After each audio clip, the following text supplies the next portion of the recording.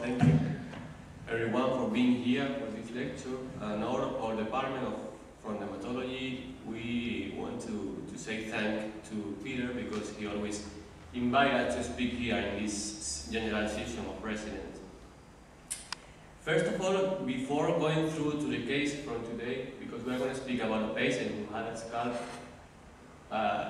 ulcer, I wanted to say some words about dermatology, taking advantage that everybody of us are resident.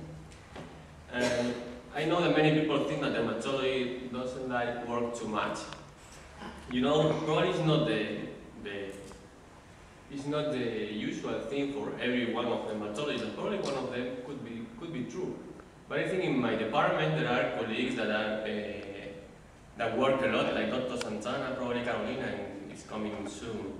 But some of them, they have other ambitions, you know.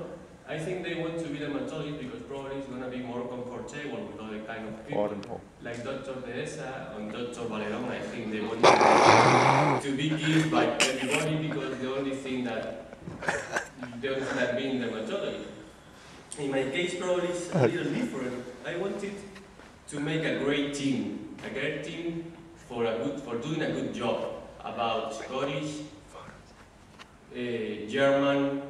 I don't know why, but probably because I want to do a big drinking team. You know, you can see Peter probably is one of my best colleagues in this team. You know, you can see his look. Probably he drinks a lot of beer. And now we're going through the case from today. We're going to speak about a 77-year-old woman from low socioeconomic background with personal medical history of diabetes, hypertension, and we remove a basal cell carcinoma from the tip of the nose of the patient years ago. He consulted us because he refers to have a deep, foul-smelling and well-circumscribed ulcer on the head. The time of evolution was unknown when we saw the patient. You can see here is really a disgusting picture when you can, which show the structure of both parietal bones and occipital and frontal also. You can see local signs of infection like draining tracts and swelling. You can see this picture from the top of the head and some of them from the front, another one from the top. The important thing of the history of the patient is that when we saw the patient in our surgery room, the patient had been in follow-up with palliative care because she was seen in emergency room weeks before we saw the patient, and some colleagues of us, some plastic surgeons, saw the patient, and I think with good criteria, they suspected that the patient could have a tenebrant basal cell carcinoma of the scalp. And then they sent the patient to the palliative care unit because they decided that the surgical treatment was discarded. But the question was that the patient didn't have a biopsy. Then we only had a clinical suspicious. Then when we saw the patient, and you see, the picture was so disgusting, but I can tell you something.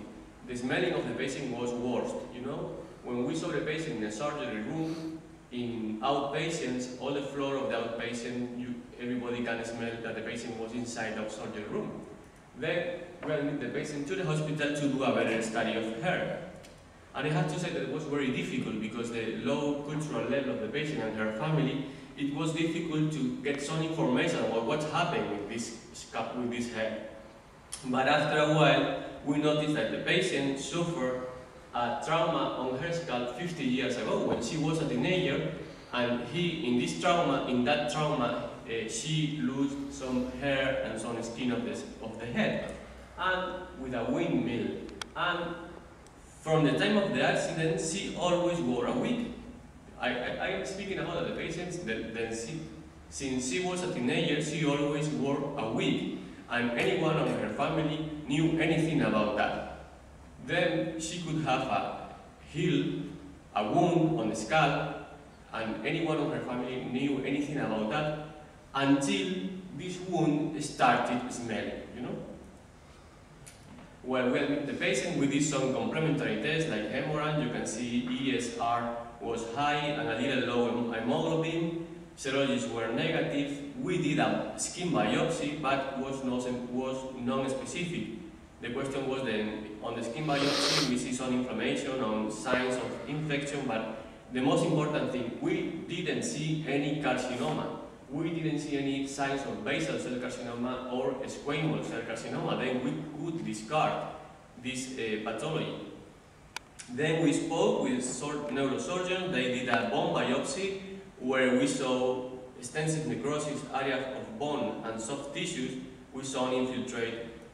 And finally, with a radiology department, we did a head CT where that showed a bone destruction involving principally both parietal bones, but also part of the frontal and occipital ones.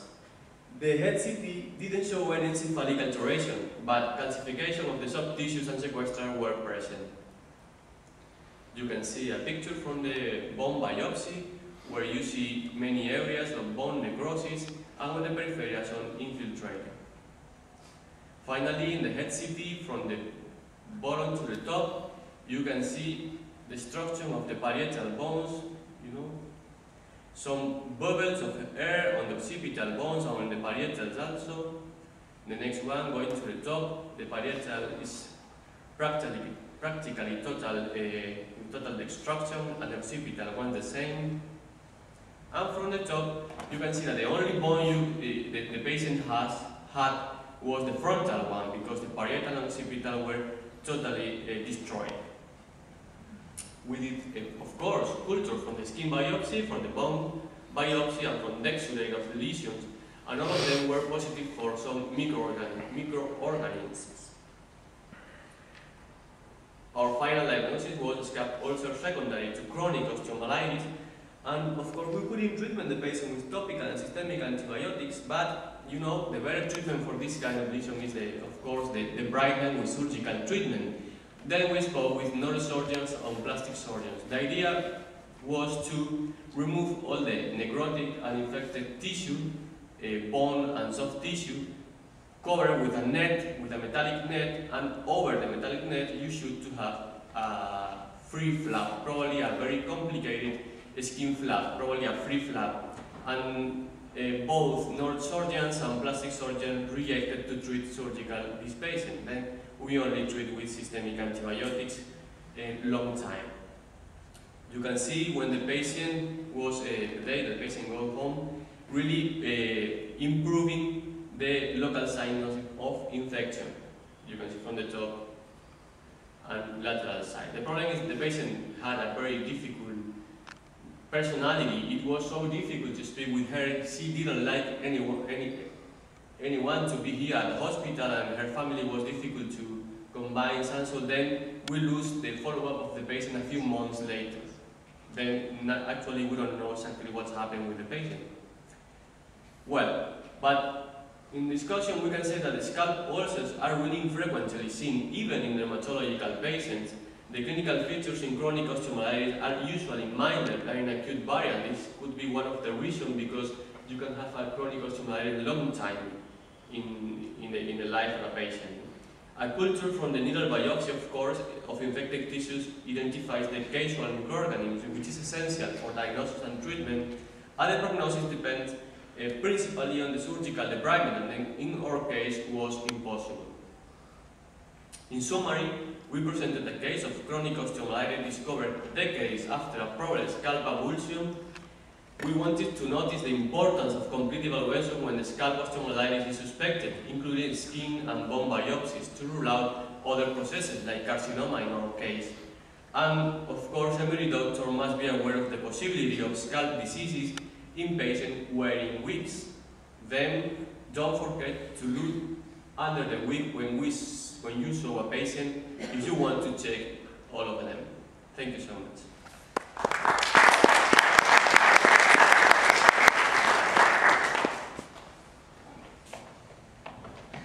Question. Everybody's leaving now. All right. Okay. Very good, Jim.